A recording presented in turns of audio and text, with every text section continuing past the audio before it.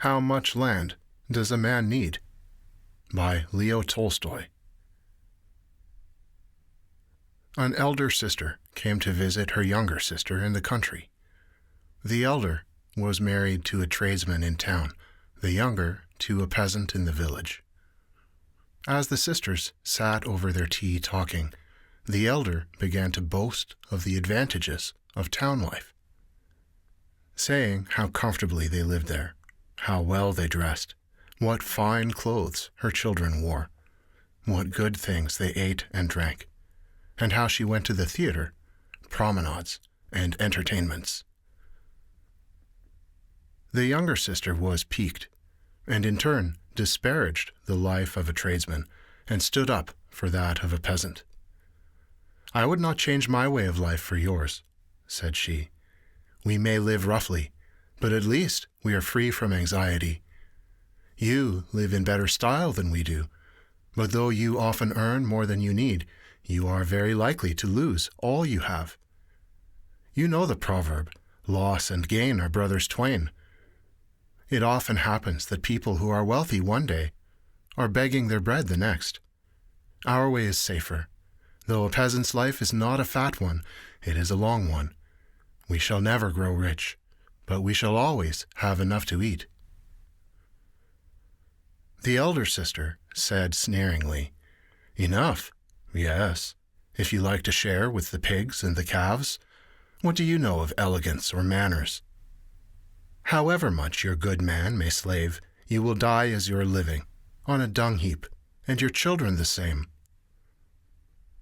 "Well, what of that?" replied the younger. "Of course our work is rough and coarse, but, on the other hand, it is sure, and we need not bow to anyone. But you, in your towns, are surrounded by temptations. Today all may be right, but tomorrow the evil one may tempt your husband with cards, wine, or women, and all will go to ruin. Don't such things happen often enough?" Pahom, the master of the house, was lying on the top of the oven, and he listened to the women's chatter. "It is perfectly true," thought he. "Busy as we are from childhood tilling Mother Earth, we peasants have no time to let any nonsense settle in our heads. Our only trouble is that we haven't land enough. If I had plenty of land, I shouldn't fear the devil himself." But the devil had been sitting behind the oven and had heard all that was said. He was pleased that the peasant's wife had led her husband into boasting, and that he had said that if he had plenty of land, he would not fear the devil himself. "All right," thought the devil, "we will have a tussle. I'll give you land enough, and by means of that land, I will get you into my power." Close to the village, there lived a lady, a small landowner, who had an estate of about 300 acres. She had always lived on good terms with the peasants until she engaged as her steward an old soldier who took to burdening the people with fines. However careful Pahom tried to be, it happened again and again that now a horse of his got among the lady's oats, now a cow strayed into her garden, now his calves found their way into her meadows, and he always had to pay a fine. Pahom paid, but grumbled, and, going home in a temper, was rough with his family.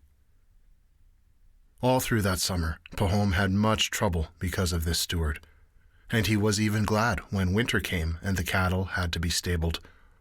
Though he grudged the fodder when they could no longer graze on the pasture land, at least he was free from anxiety about them. In the winter, the news got about that the lady was going to sell her land, and that the keeper of the inn on the high road was bargaining for it. When the peasants heard this, they were very much alarmed. "Well," thought they, "if the innkeeper gets the land, he will worry us with fines worse than the lady's steward. We all depend on that estate." So the peasants went on behalf of their commune and asked the lady not to sell the land to the innkeeper, offering her a better price for it themselves, The lady agreed to let them have it. Then the peasants tried to arrange for the commune to buy the whole estate, so that it might be held by all in common. They met twice to discuss it, but could not settle the matter. The evil one sowed discord among them, and they could not agree. So they decided to buy the land individually, each according to his means, and the lady agreed to this plan, as she had to the other. Presently, Pahom heard that a neighbor of his was buying 50 acres, and that the lady had consented to accept one half in cash and to wait a year for the other half. Pahom felt envious. "Look at that," thought he. "The land is all being sold, and I shall get none of it." So he spoke to his wife. "Other people are buying," said he, "and we must also buy 20 acres or so. Life is becoming impossible. That steward is simply crushing us with his fines." So they put their heads together and considered how they could manage to buy it. They had 100 rubles laid by. They sold a colt and one half of their bees, hired out one of their sons as a laborer and took his wages in advance, borrowed the rest from a brother-in-law, and so scraped together half the purchase money. Having done this, Pahom chose out a farm of 40 acres, some of it wooded, and went to the lady to bargain for it. They came to an agreement, and he shook hands with her upon it and paid her a deposit in advance. Then they went to town and signed the deeds, he paying half the price down and undertaking to pay the remainder within 2 years. So now Pahom had land of his own. He borrowed seed and sowed it on the land he had bought. The harvest was a good one, and within a year he had managed to pay off his debts, both to the lady and to his brother-in-law. So he became a landowner, plowing and sowing his own land, making hay on his own land, cutting his own trees, and feeding his cattle on his own pasture. When he went out to plow his fields, or to look at his growing corn, or at his grass meadows, his heart would fill with joy. The grass that grew and the flowers that bloomed there seemed to him unlike any that grew elsewhere. Formerly, when he had passed by that land, it had appeared the same as any other land, but now it seemed quite different.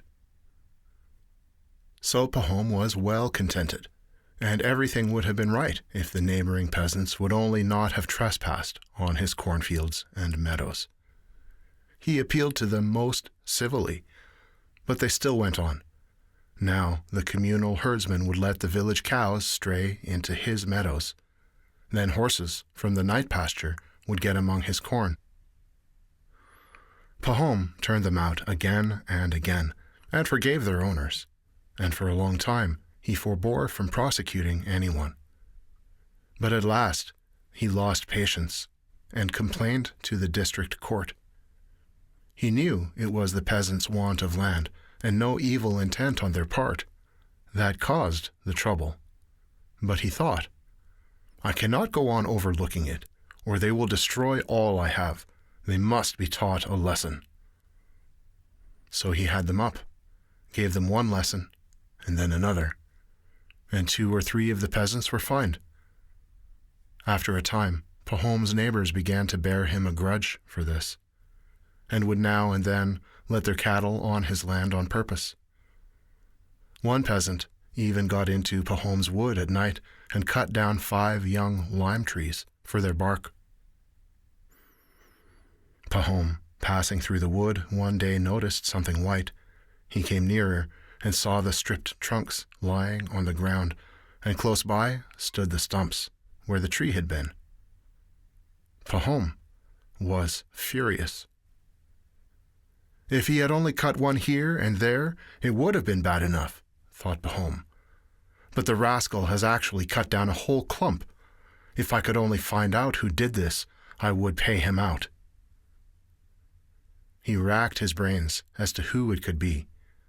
Finally, he decided, it must be Simon. No one else could have done it.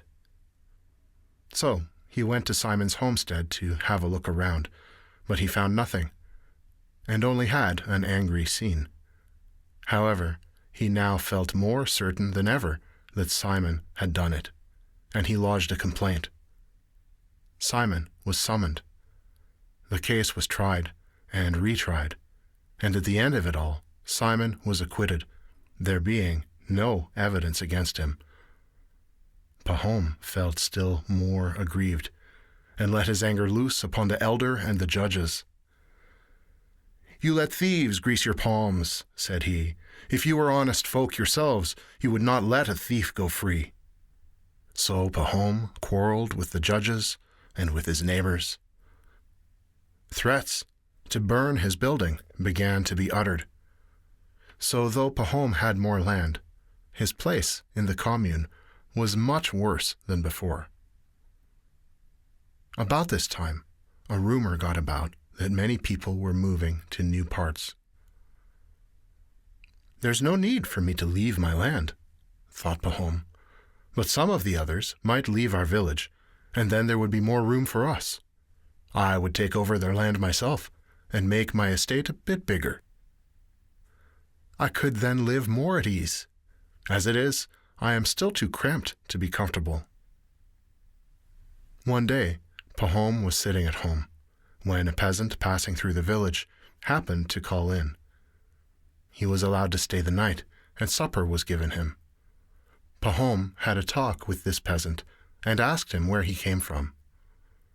The stranger answered that he came from beyond the Volga, where he had been working. One word led to another, and the man went on to say that many people were settling in those parts. He told how some people from his village had settled there. They had joined the commune and had had 25 acres per man granted them. The land was so good, he said, that the rye sown on it grew as high as a horse, and so thick that 5 cuts of a sickle made a sheaf. One peasant, he said, had brought nothing with him but his bare hands, and now he had 6 horses and 2 cows of his own. Pahom's heart kindled with desire. He thought, "Why should I suffer in this narrow hole, if one can live so well elsewhere?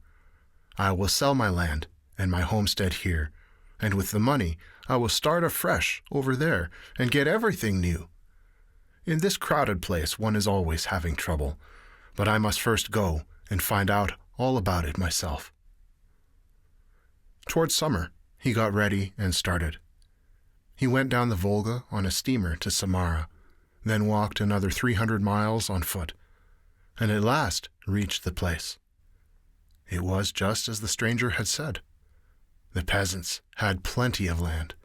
Every man had 25 acres of communal land given to him for his use, and anyone who had money could buy, besides, at 50 cents an acre, as much good freehold land as he wanted.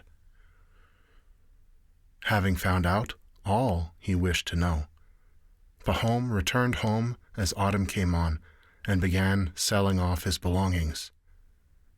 He sold his land at a profit, sold his homestead and all his cattle, and withdrew from membership of the commune. He only waited till the spring, and then started with his family for the new settlement. As soon as Pahom and his family arrived at their new abode, he applied for admission into the commune of a large village. He stood treat to the elders and obtained the necessary documents. 5 shares of communal land were given him for his own and his son's use, that is to say, 125 acres, not altogether, but in different fields, besides the use of the communal pasture. Pahom put up the buildings he needed and bought cattle. Of the communal land alone, he had 3 times as much as at his former home, and the land was good corn land. He was 10 times better off than he had been. He had plenty of arable land and pasturage, and could keep as many head of cattle as he liked. At first, in the bustle of building and settling down, Pahom was pleased with it all. But when he got used to it, he began to think that even here he had not enough land. The first year, He sowed wheat on his share of the communal land and had a good crop. He wanted to go on sowing wheat, but had not enough communal land for the purpose. And what he had already used was not available, for in those parts wheat is only sown on virgin soil or on fallow land. It is sown for 1 or 2 years, and then the land lies fallow till it is again overgrown with prairie grass.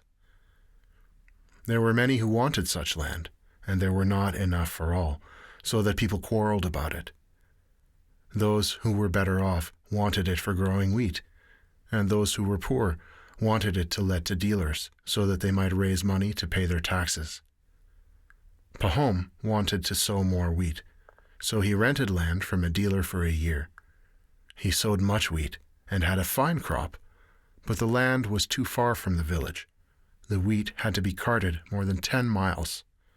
After a time, Pahom noticed that some peasant dealers were living on separate farms and were growing wealthy, and he thought, if I were to buy some freehold land and have a homestead on it, it would be a different thing altogether. Then it would be all nice and compact. The question of buying freehold land recurred to him again and again. He went on in the same way for 3 years, renting land and sowing wheat. The seasons turned out well, and the crops were good, so that he began to lay money by.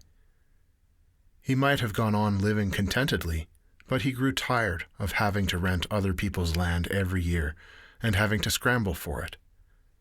Wherever there was good land to be had, the peasants would rush for it, and it was taken up at once, so that unless you were sharp about it, you got none.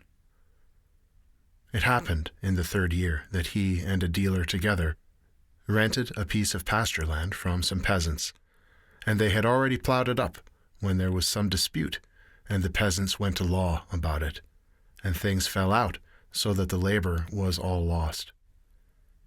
If it were my own land, thought Pahom, I should be independent, and there would not be all this unpleasantness. So Pahom began looking out for land which he could buy, and he came across a peasant who had bought 1,300 acres, but having got into difficulties was willing to sell again cheap. Pahom bargained and haggled with them, and at last they settled the price at 1,500 rubles, part in cash and part to be paid later. They had all but clinched the matter, when a passing dealer happened to stop at Pahom's one day to get a feed for his horse. He drank tea with Pahom, and they had a talk. The dealer said that he was just returning from the land of the Bashkirs, far away, where he had bought 13,000 acres of land, all for 1,000 rubles. Pahom questioned him further, and the tradesman said, all one need do is to make friends with the chiefs. I gave away about 100 rubles worth of dressing gowns and carpets, besides a case of tea, and I gave wine to those who would drink it, and I got the land for less than 2 cents an acre. And he showed Pahom the title deeds, saying, the land lies near a river, and the whole prairie is virgin soil. Pahom plied him with questions, and the tradesman said, there is more land than you could cover if you walked a year, and it all belongs to the Bashkirs. They are as simple as sheep, and land can be got for almost nothing. There now, thought Pahom, with my 1,000 rubles, why should I only get 1,300 acres and saddle myself with a debt besides? If I take it out there, I can get more than 10 times as much for the money. Pahom inquired how to get to the place, and as soon as the tradesman had left him, he prepared to go there himself. He left his wife to look after the homestead and started on his journey, taking his man with him. They stopped at a town on their way and bought a case of tea, some wine, and other presents, as the tradesman had advised. On and on they went until they had gone more than 300 miles, and on the 7th day they came to a place where the Bashkirs had pitched their tents. It was all just as the tradesman had said. The people lived on the steppes, by a river, in felt-covered tents. They neither tilled the ground nor ate bread. Their cattle and horses grazed in herds on the steppe. The colts were tethered behind the tents, and the mares were driven to them twice a day. The mares were milked, and from the milk kumis was made. It was the women who prepared kumis, and they also made cheese. As far as the men were concerned, drinking kumis and tea, eating mutton, and playing on their pipes was all they cared about. They were all stout and merry, and all summer long. They never thought about doing any work. They were quite ignorant and knew no Russian, but were good-natured enough. As soon as they saw Pahom, they came out of their tents and gathered round their visitor. An interpreter was found, and Pahom told them he had come about some land. The Bashkirs seemed very glad. They took Pahom and led him into one of the best tents, where they made him sit on some down cushions placed on a carpet, while they sat round him. They gave him tea and kumis, and had a sheep killed, and gave him mutton to eat. Pahom took presents out of his cart, and distributed them among the Bashkirs, and divided amongst them the tea. The Bashkirs were delighted. They talked a great deal among themselves, and then told the interpreter to translate.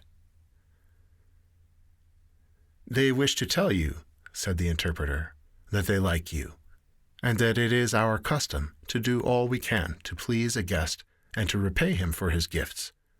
You have given us presents. Now, tell us which of the things we possess please you best, that we may present them to you." "What pleases me best here," answered Pahom, "is your land. Our land is crowded, and the soil is exhausted, but you have plenty of land, and it is good land. I never saw the like of it." The interpreter translated. The Bashkirs talked among themselves for a while. Pahom could not understand what they were saying, but saw that they were much amused, and that they shouted and laughed. Then they were silent, and looked at Pahom, while the interpreter said,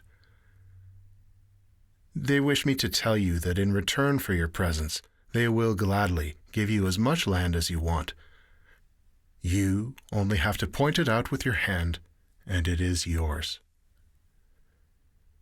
The Bashkirs talked again for a while, and began to dispute.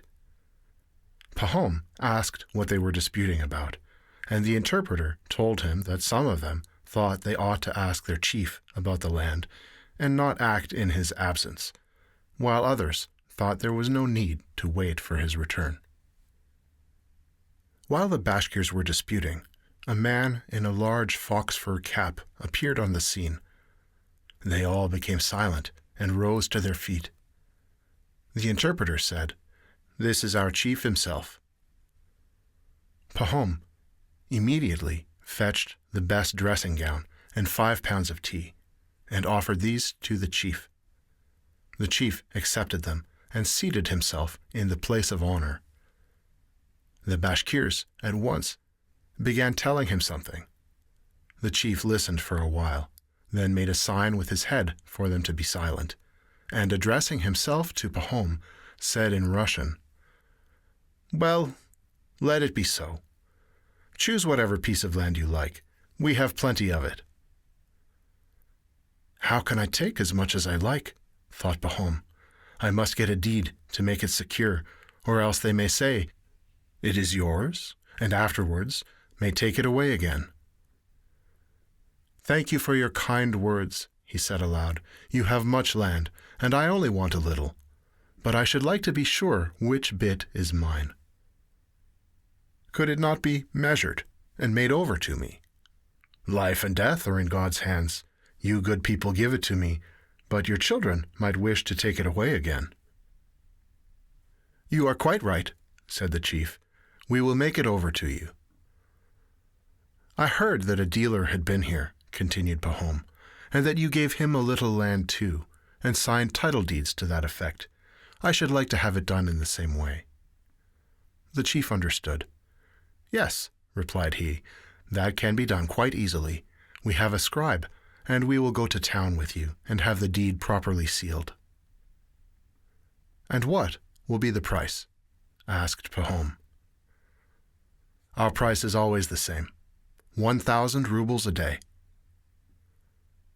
Pahom did not understand. A day? What measure is that? How many acres would that be? We do not know how to reckon it out, said the chief. We sell it by the day. As much as you can go around on your feet in a day is yours, and the price is 1,000 rubles a day. Pahom was surprised. But in a day you can get round a large tract of land, he said. The chief laughed. It will all be yours, said he. But there is one condition. If you don't return on the same day to the spot whence you started, your money is lost. But how am I to mark the way that I have gone? Why, we shall go to any spot you like, and stay there. You must start from that spot and make your round, taking a spade with you. Wherever you think necessary, make a mark. At every turning, dig a hole, and pile up the turf, and then afterwards we will go round with a plough from hole to hole. You may make as large a circuit as you please, but before the sun sets, you must return to the place you started from. All the land you cover will be yours. Pahom was delighted. It was decided to start early next morning. They talked a while, and after drinking some more kumis and eating some more mutton, they had tea again, and then the night came on. They gave Pahom a feather bed to sleep on, and the Bashkirs dispersed for the night, promising to assemble the next morning at daybreak and ride out before sunrise to the appointed spot. Pahom lay on the feather bed, but could not sleep. He kept thinking about the land. What a large tract of land I will mark off, thought he. I can easily go 35 miles in a day. The days are long now, and within a circuit of 35 miles, what a lot of land there will be. I will sell the poorer land, or let it to peasants. But I'll pick out the best and farm it. I will buy 2 oxen teams and hire 2 more laborers. About 150 acres shall be plough land, and I will pasture cattle on the rest. Pahom lay awake all night and dozed off only just before dawn. Hardly were his eyes closed when he had a dream. He thought he was lying in that same tent and heard somebody chuckling outside. He wondered who it could be, and rose and went out, and he saw the Bashkir chief sitting in front of the tent, holding his side, and rolling about with laughter. Going nearer to the chief, Pahom asked, "What are you laughing at?" But he saw that it was no longer the chief, but the dealer who had recently stopped at his house, and had told him about the land. Just as Pahom was going to ask, "Have you been here long?" he saw that it was not the dealer, but the peasant who had come up from the Volga long ago to Pahom's old home. Then he saw that it was not the peasant either, but the devil himself, with hoofs and horns, sitting there and chuckling. And before him lay a man barefoot, prostrate on the ground, with only trousers and a shirt on. And Pahom dreamt that he looked more attentively to see what sort of man it was lying there, and he saw that the man was dead, and that it was himself. He awoke, horror-struck. "What things one does dream," thought he. Looking round, he saw through the open door that the dawn was breaking. "It's time to wake them up," thought he. "We ought to be starting." He got up, roused his man, who was sleeping in his cart, bade him harness, and went to call the Bashkirs. "It's time to go to the steppe to measure the land," he said. The Bashkirs rose and assembled, and the chief came too. Then they began drinking kumis again, and offered Pahom some tea, but he would not wait. "If we are to go, let us go. It is high time," said he. The Bashkirs got ready, and they all started, some mounted on horses, and some in carts. Pahom drove in his own small cart with his servant, and took a spade with him. When they reached the steppe, the morning red was beginning to kindle. They ascended a hillock, called by the Bashkirs a shikan, and dismounting from their carts and their horses, gathered in one spot. The chief came up to Pahom and stretched out his arm towards the plain. "See," he said, "all this, as far as your eye can reach, is ours. You may have any part of it you like." Pahom's eyes glistened. It was all virgin soil, as flat as the palm of your hand, as black as the seed of a poppy, and in the hollows, different kinds of grasses grew breast high. The chief took off his fur fox cap, placed it on the ground, and said, "This will be the mark. Start from here, and return here again. All the land you go round shall be yours." Pahom took out his money and put it on the cap. Then he took off his outer coat, remaining in his sleeveless undercoat. He unfastened his girdle and tied it tight below his stomach, put a little bag of bread into the breast of his coat, and tying a flask of water to his girdle, he drew up the tops of his boots, took the spade from his man, and stood ready to start. He considered for some moments which way he had better go. It was tempting everywhere. "No matter," he concluded. "I will go towards the rising sun." He turned his face to the east, stretched himself, and waited for the sun to appear above the rim. "I must lose no time," he thought, "and it is easier walking while it is still cool." The sun's rays had hardly flashed above the horizon before Pahom, carrying the spade over his shoulder, went down into the steppe. Pahom started walking neither slowly nor quickly. After having gone 1,000 yards, he stopped, dug a hole, and placed pieces of turf on one another to make it more visible. Then he went on, and now that he had walked off his stiffness, he quickened his pace. After a while, he dug another hole. Pahom looked back. The hillock could be distinctly seen in the sunlight, with the people on it and the glittering tires of the cartwheels. At a rough guess, Pahom concluded that he had walked 3 miles. It was growing warmer. He took off his undercoat, flung it across his shoulder, and went on again. It had grown quite warm now. He looked at the sun. It was time to think of breakfast. The first shift is done, but there are 4 in a day, and it is too soon yet to turn. But I will just take off my boots, he said to himself. He sat down, took off his boots, stuck them into his girdle, and went on. It was easy walking now. I will go on for another 3 miles, thought he, and then turn to the left. The spot is so fine that it would be a pity to lose it. The further one goes, the better the land seems.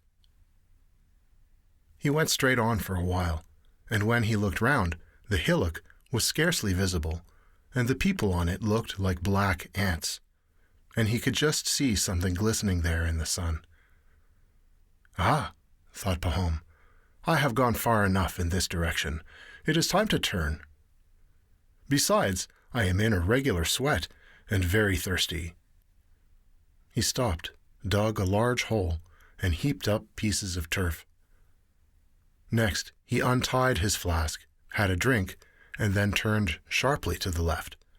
He went on and on. The grass was high, and it was very hot. Pahom began to grow tired. He looked at the sun and saw that it was noon. Well, he thought, I must have a rest. He sat down and ate some bread and drank some water, but he did not lie down, thinking that if he did, he might fall asleep. After sitting a little while, he went on again. At first he walked easily. The food had strengthened him, but it had become terribly hot, and he felt sleepy. Still he went on, thinking, an hour to suffer, a lifetime to live. He went a long way in this direction also, and was about to turn to the left again, when he perceived a damp hollow. It would be a pity to leave that out, he thought. Flax would do well there. So he went on past the hollow and dug a hole on the other side of it before he turned the corner. Pahom looked towards the hillock. The heat made the air hazy. It seemed to be quivering, and through the haze the people on the hillock could scarcely be seen. "Ah," thought Pahom, "I have made the sides too long. I must make this one shorter." And he went along the third side, stepping faster. He looked at the sun. It was nearly halfway to the horizon, and he had not yet done 2 miles of the third side of the square. He was still 10 miles from the goal. "No," he thought, "though it will make my land lopsided, I must hurry back in a straight line now. I might go too far, and as it is, I have a great deal of land." So Pahom hurriedly dug a hole and turned straight towards the hillock. Pahom went straight towards the hillock, but he now walked with difficulty. He was done up with the heat. His bare feet were cut and bruised, and his legs began to fail. He longed to rest, but it was impossible if he meant to get back before sunset. The sun waits for no man, and it was sinking lower and lower. "Oh dear," he thought, "if only I have not blundered trying for too much. What if I am too late?" He looked towards the hillock and at the sun, and was still far from his goal, and the sun was already near the rim. Pahom walked on and on. It was very hard walking, but he went quicker and quicker. He pressed on, but was still far from the place. He began running, threw away his coat, his boots, his flask, and his cap, and kept only the spade, which he used as a support. "What shall I do?" he thought again. "I have grasped too much and ruined the whole affair. I can't get there before the sun sets." And this fear made him still more breathless. Pahom went on running. His soaking shirt and trousers stuck to him, and his mouth was parched. His breast was working like a blacksmith's bellows. His heart was beating like a hammer, and his legs were giving way as if they did not belong to him. Pahom was seized with terror lest he should die of the strain. Though afraid of death, he could not stop. "After having run all that way, they will call me a fool if I stop now," thought he, and he ran on, and drew near, and heard the Bashkirs yelling and shouting to him, and their cries inflamed his heart still more. He gathered his last strength and ran on. The sun was close to the rim, and cloaked in mist looked large and red as blood. Now, yes, now it was about to set. The sun was quite low, but he was also quite near his aim. Pahom could already see the people on the hillock waving their arms to hurry him up. He could see the fox fur cap on the ground, and the money on it, and the chief sitting on the ground holding his sides, and Pahom remembered his dream. "There is plenty of land," thought he, "but will God let me live on it? I have lost my life! I have lost my life! I shall never reach that spot." Pahom looked at the sun, which had reached the earth. One side of it had already disappeared. With all his remaining strength, he rushed on, bending his body forward so that his legs could hardly follow fast enough to keep him from falling. Just as he reached the hillock, it suddenly grew dark. He looked up. The sun had already set.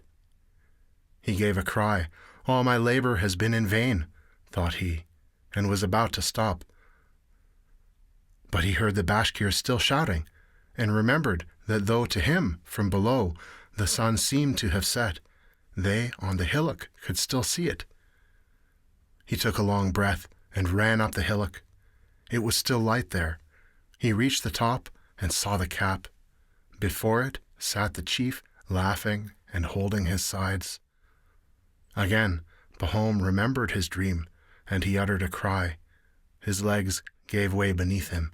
He fell forward and reached the cap with his hands. Pahom's servant came running up and tried to raise him, but he saw that blood was flowing from his mouth. Pahom was dead. The Bashkirs clicked their tongues to show their pity. His servant picked up the spade and dug a grave long enough for Pahom to lie in and buried him in it. 6 feet, from his head to his heels, was all he needed.